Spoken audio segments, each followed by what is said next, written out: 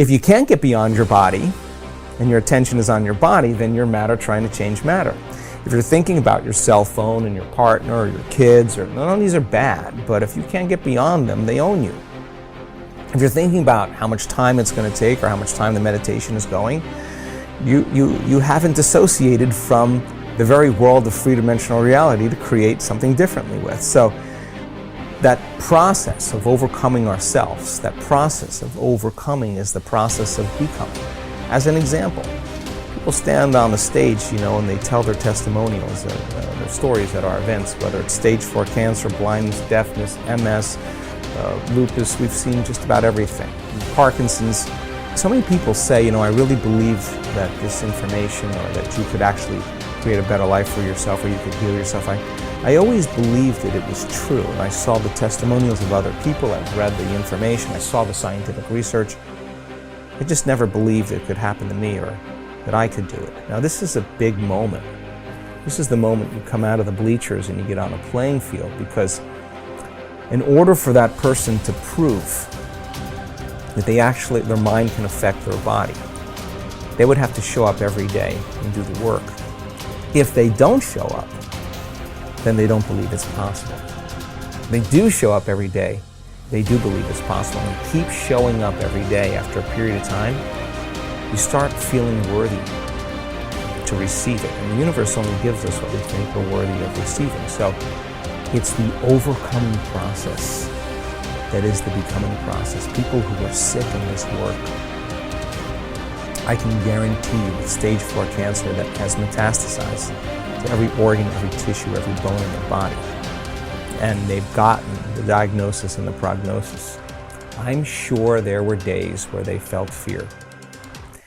And they had to make one of two choices, to either do the work or surrender to fear. And they showed up that day, and they overcame their fear a little bit more and surrendered to love. That's a victory. There were days where I'm certain they didn't feel good. They didn't feel physically good, and I know that it was probably hard for them to think greater than how they felt. They couldn't do that if they were still their body. They would have to get beyond their body in order to change, and they showed up that day and they overcame their body a little bit more.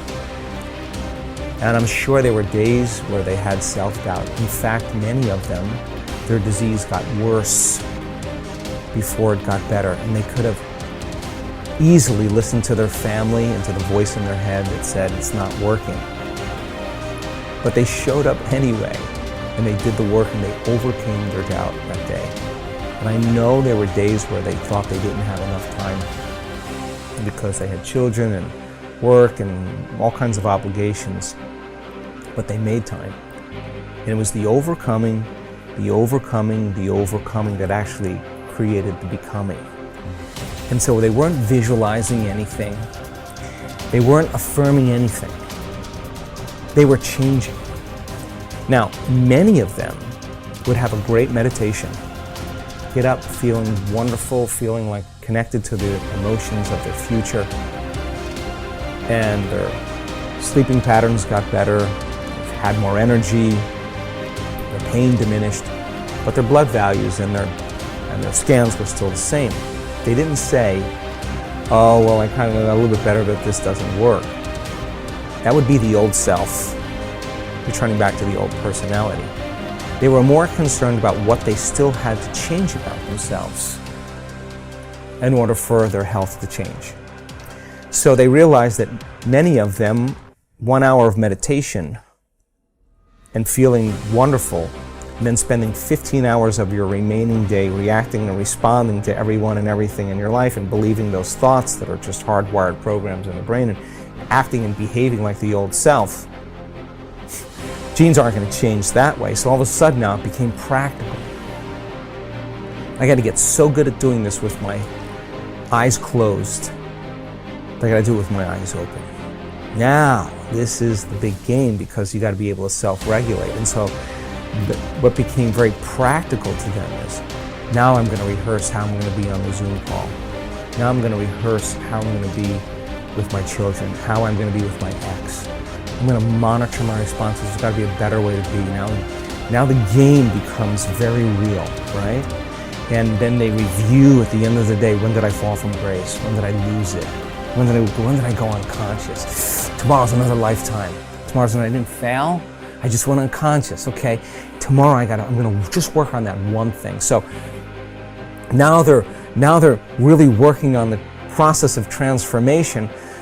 It's no longer about their health condition. They're not focused on their health condition. They're focused on change, right? And nothing changes in our life until we change. So when you hear those stories and the person has to really overcome their belief that this could work for everybody else, they just never believed it could work for me. When they get really super aware that the game is about change, and they got to get really good at doing it with their eyes open, and they have to monitor their responses to everyone and everything in their life, because if they don't, the response is actually weakening the organism. They got to catch their thoughts, because that thought that they let slip by could actually knock their brain and body out of homeostasis and turn on the stress response. So now the game changes now, and it takes an enormous amount of energy, and it takes an enormous amount of awareness. And it's not easy, and if it was easy, everybody would be doing it. But you ask that person who stands on the stage, that's the 4-minute mile, about their disease. They'll tell you two things. My disease was my greatest teacher. They'll tell you that. And you'll ask them, where's the disease now? Where is it? They'll say, it's in the old person. I'm somebody else. They didn't visualize anything. They didn't affirm anything. They just kept practicing overcoming. And it's the overcoming process that actually affects the becoming process. What determines the difference in human actions? Throughout my life, I have passionately sought the answer to these questions. One thing is clear to me. Human beings are not random creatures. Everything we do for a reason. We may not be aware of the reason consciously, but there is undoubtedly a single driving force behind all human behavior. This force impacts every facet of our lives, from our relationships and finances to our bodies and brains. What is this force that is controlling you even now and will continue to do so for the rest of your life? Pain and pleasure. Everything you and I do, we do either out of our need to avoid pain or our desire to gain pleasure. So often, I hear people talk about changes they want to make in their lives, but they can't get themselves to follow through. They feel frustrated, overwhelmed, even angry with themselves because they know they need to take action, but they can't get themselves to do it. There is one elementary reason. They keep trying to change their behavior, which is the effect instead of dealing with the cause behind it. Understanding and utilizing the forces of pain and pleasure will allow you once and for all to create the lasting changes and improvements you desire for yourself and those you care about. Failure to understand this force dooms you to a future of living in reaction like an animal or a machine. Perhaps this sounds like a complete oversimplification, but think about it. Why don't you do some of the things you know you should do? After all, what is procrastination? It's when you know you should do something, but you still don't do it. Why not? The answer is simple. At some level, you believe that taking action in this moment would be more painful than just putting it off. Yet, have you ever had the experience of putting something off for so long that suddenly you felt pressure to just do it, to get it done? What happened? You changed what you linked pain and pleasure to. Suddenly not taking action became more painful than putting it off. A man who suffers before is necessary, suffers more than is necessary. What keeps you from approaching that man or woman of your dreams?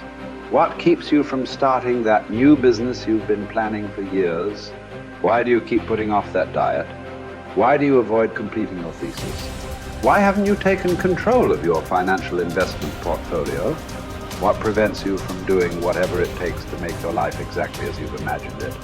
Even though you know that all these actions would benefit you, that they could definitely bring pleasure to your life, you fail to act simply because in that moment you associate more pain to doing what's necessary than missing the opportunity.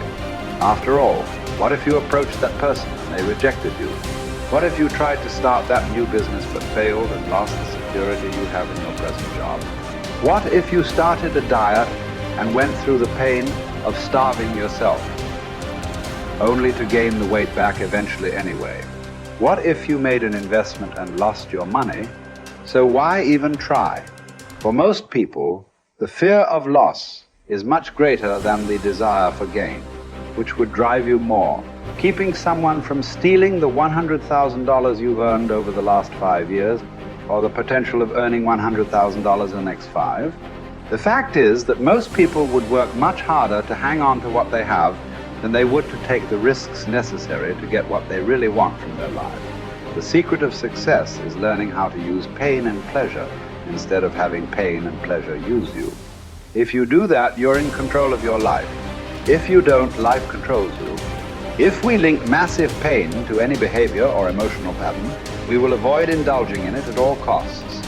We can use this understanding to harness the force of pain and pleasure to change virtually anything in our lives, from a pattern of procrastinating to drug use. How do we do this? Let's say, for example, you want to keep your children off drugs.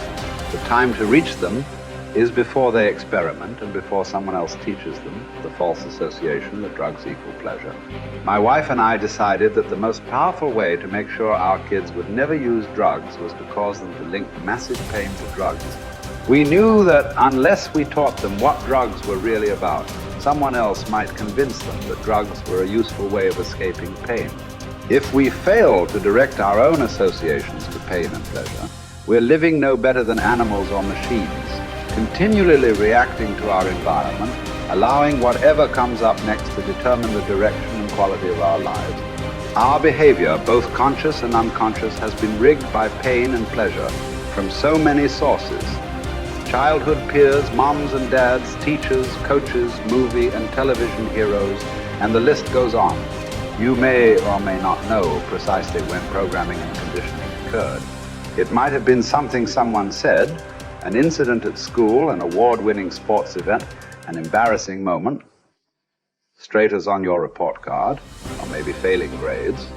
All of these contributed to who you are today. I cannot emphasize strongly enough that what you link pain and pleasure to will shape your destiny. As you review your own life, can you recall experiences that formed your neuro-associations and thus set in motion the chain of causes and effects that brought you to where you are today? What meaning do you attach to things? If you're single, do you look upon marriage wistfully as a joyous adventure with your life mate? Or do you dread it as a heavy ball and chain? As you sit down to dinner tonight, do you consume food matter? Of factly as an opportunity to refuel your body?